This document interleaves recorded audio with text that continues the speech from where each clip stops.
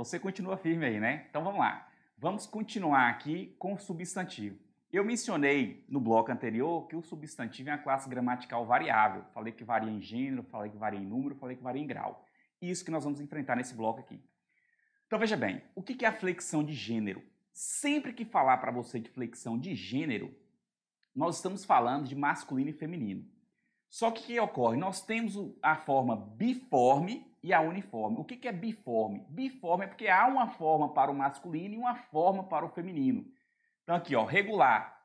Aqui há uma subdivisão de biforme. Regular. O que é o regular? O regular, ele vai manter a base, ele vai manter o radical. Você vai simplesmente marcar o gênero no finalzinho ali, né? Com o que a gente chama de o que marca a desinência de gênero, que é o que marca o gênero. Então, aqui, ó, menino, menina, perceba que o radical foi mantido. Aluno, aluna, ator, atriz, embaixador, embaixadora. Flávio, mas não seria embaixatriz, não? Não seria embaixatriz? Veja bem, existe embaixadora e embaixatriz. Quando se fala embaixadora, exerce, vou marcar aqui, a embaixadora exerce o cargo. Tá? Então, a embaixadora, ela exerce o cargo. Quando se fala de embaixatriz, aí é a esposa do embaixador. Ô Flávio, agora fiquei curioso. E quando a mulher é embaixadora, o que é o marido? Ele é chamado de embaixador consorte. Eu diria muita. Então, quando você perceber que, se alguém falar para você, ó, eu sou embaixador consorte, saiba que ele não é nada, quem é a mulher dele. Então, quando coloca o título consorte, significa dizer que quem exerce o cargo é o cônjuge, ok? É uma curiosidade. Então, vamos lá. Regular, menino, menina, aluno, aluna, ator, atriz, embaixador, embaixadora ou embaixatriz, de qualquer forma, sendo embaixador, embaixadora ou embaixatriz, é biforme regular, porque a base foi mantida. Agora, olha aqui, ó, irregular.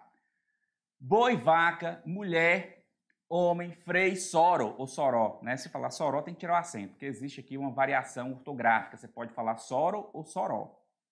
Se você falar soró, tem que tirar o acento. Então, irregular. Boi, vaca, mulher, homem, frei, soro. O que ocorre? Perceba que uma palavra não tem nada a ver com a outra. Ah, Flávio, eu já vi isso aí com o nome de heterônimos. Exatamente. O substantivo biforme irregular, ele é heterônimo. Ok? Porque uma palavra não tem nada a ver com a outra. Alguns gramáticos falam que nem é flexão. E eu concordo com essa ideia. Porque flexão pressupõe que parte seja mantida, que é o que aconteceu aqui em cima, né? Com o irregular. Com o regular. Ok, agora nós temos os uniformes. O que são os uniformes? Os uniformes são substantivos que você vai ter que lançar a mão de algum recurso para demonstrar se trata do gênero masculino ou do feminino. É importante dizer para você o seguinte, presta atenção aqui. Uma coisa é o gênero do substantivo, outra coisa é o gênero da palavra. Como assim? Inclusive, essa é uma das dificuldades de quem é gringo, né? Vem morar aqui, vem aprender o português, tem uma certa dificuldade. Por quê? Porque você vira e fala que isso aqui é o pincel. Né? Você fala que isso aqui é a TV. Aí a pessoa fala assim, a televisão? Aí você fala, não é o televisão, não? Aí você fala, não, porque televisão é uma palavra feminina. A pessoa vai falar assim, mas que coisa esquisita, né? Isso já aconteceu comigo. Vou contar um caso aqui rapidamente para você. Fazendo um curso de inglês com um norte-americano, ele falava comigo assim, ó, coloca seus coisas sobre a mesa. Eu tomei um susto. Eu falei, eu não vou aguentar isso não, eu vou ter que falar com ele que não é o mesa não, é a mesa. E eu falei, ó, fulano, não é o mesa não, é a mesa. E ele, curiosamente, perguntou, mas por quê? E eu peguei e falei, porque mesa é uma palavra feminina. Ele falou comigo, nos Estados Unidos, mesa é algo assexuado. Eu achei bem interessante a resposta dele. Porque para nós, o português, e essa é uma dificuldade, as palavras, elas têm gênero. As palavras têm gênero. Então, a palavra pincel é uma palavra masculina. Porque você coloca um artigo "o" antes. Né? O que define o gênero da palavra é o artigo. Né? A caneta, a mesa, o pincel. Nós estamos falando aqui do gênero do substantivo e não da palavra. Tranquilo? Continuemos. Então, vamos lá.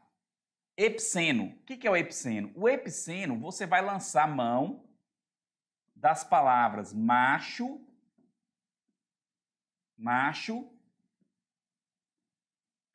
e fêmea. Macho e fêmea, para definir. Então, aqui, ó, jacaré macho, jacaré fêmea. A onça fêmea, a onça macho. Ô, Flávio, e é macho ou macha? Curioso falar isso, né? Presta atenção aqui. A palavra jacaré é uma palavra masculina, porque você não fala jacaré, você fala o jacaré. Então, para você definir se o jacaré é do gênero masculino ou feminino, você vai lançar a mão desse adjetivo, macho e fêmea. Então, tem gramático que fala que o correto seria o jacaré macho ou jacaré fêmeo. Que trem esquisito, né? Fêmeo. Por quê? Porque fêmeo é um adjetivo e teria que concordar com a palavra. Mas e aí, Flávio? Isso aqui é discutir o sexo dos anjos, isso aqui não vai mudar nada. É só para você não se assustar se você ver isso por aí. A onça macha, a onça fêmea. É porque onça é uma palavra feminina, aí macha concordou. Mas alguns gramáticos falam que você pode falar macho, inclusive a maioria deles, né? A onça macho, a onça fêmea. Então, usou macho e fêmea, o substantivo chama-se epiceno.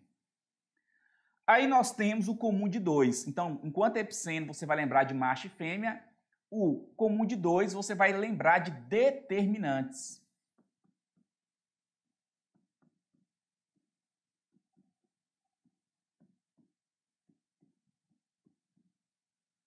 O que são os determinantes? Os determinantes pode ser um adjetivo, pode ser um artigo, pode ser um numeral, pode ser um pronome. Você vai lançar a mão disso. Então, veja bem, a palavra artista. Se eu falo artista, você sabe se se trata de um homem ou de uma mulher? Não. Por quê? Porque a palavra artista, ela é comum de dois. Ela pode ser usada para se referir a homem, pode ser usada para se referir a mulher. Então, você vai lançar a mão de algum determinante para saber.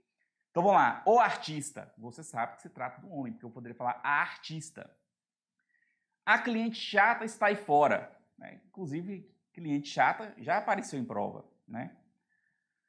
Cliente chata. Então, chata é um adjetivo. Mas você lendo esse determinante aqui, que é um adjetivo, ó, aqui foi artigo, aqui é um adjetivo. Ele fez você perceber que cliente se trata de gênero feminino. Eu estou falando de uma mulher. Duas intérpretes. Lancei mão de um numeral, né? Duas intérpretes, você está percebendo que se trata de duas mulheres. Perceba que intérprete poderia ser usado para uma ou para mulher. Intérprete, ou intérprete, a intérprete. Aqui eu usei um pronome, aliás, um numeral, para definir isso aí para vocês, né? Para você, duas intérpretes. Sobrecomum. O que é o sobrecomum? No sobrecomum, eu vou contar um caso aqui para você. Presta atenção aqui nesse caso, porque isso de fato aconteceu comigo. Eu, além de dar aula, né, eu trabalho na polícia, sou policial civil. E aí, certa vez, eu estava na delegacia quando chegou uma ocorrência policial. E nessa ocorrência, eu leio o BO para verificar do que se trata, para eu saber o que eu vou perguntar, né, para a vítima, para o autor, testemunha, enfim.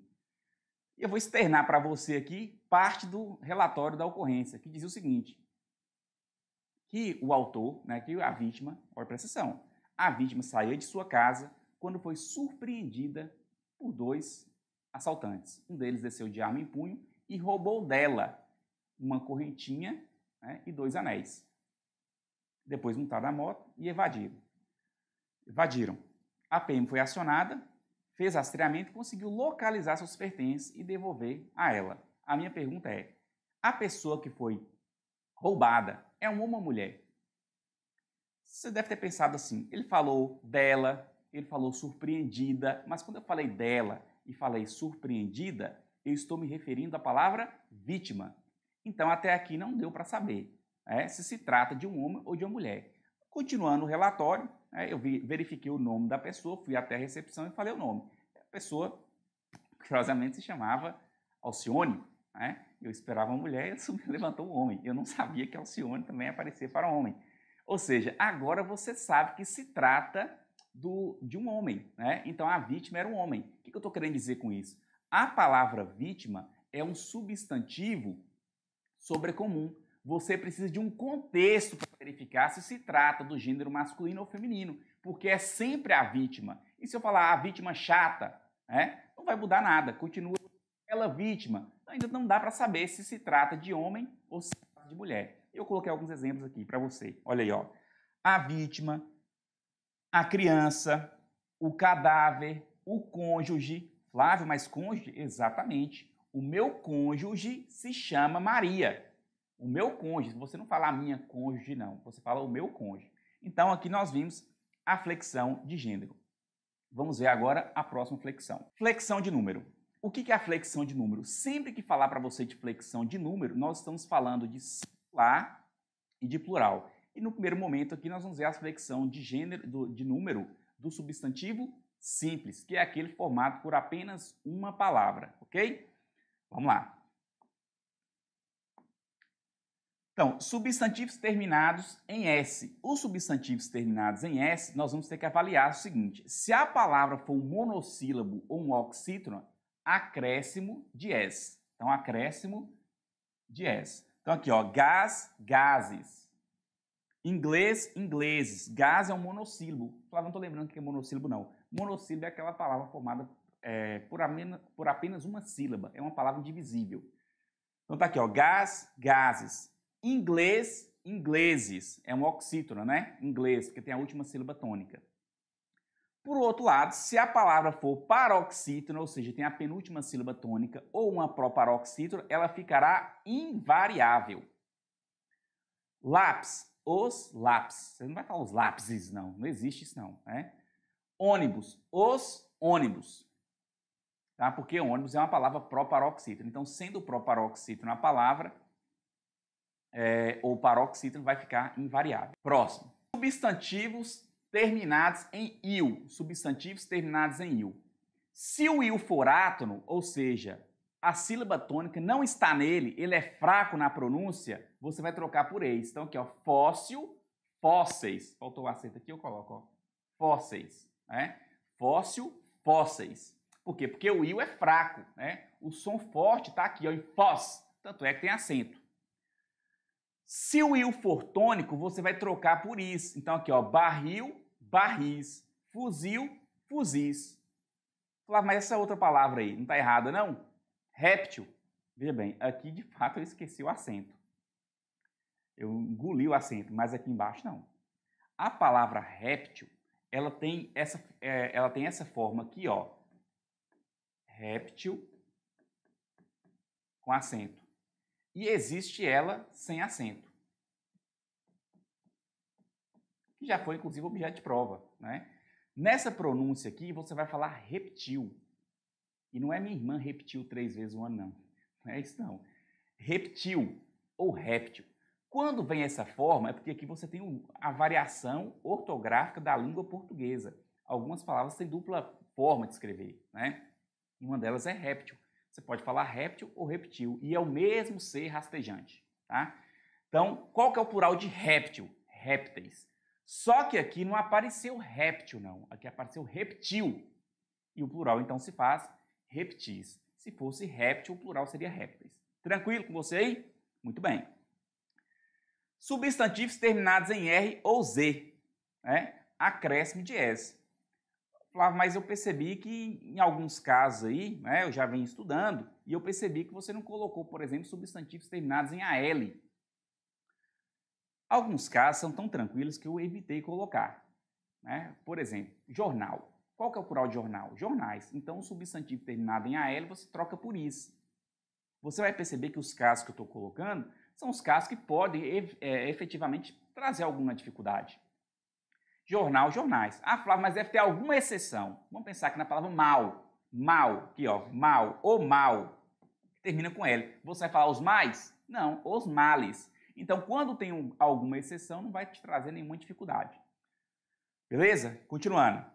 Então, terminados em R ou Z. Tá, mas partindo dessa ideia sua, por que você colocou esse caso, terminados em R ou Z, acréscimo de S? Eu não vejo dificuldade. Mulher, mulheres, colher, colheres.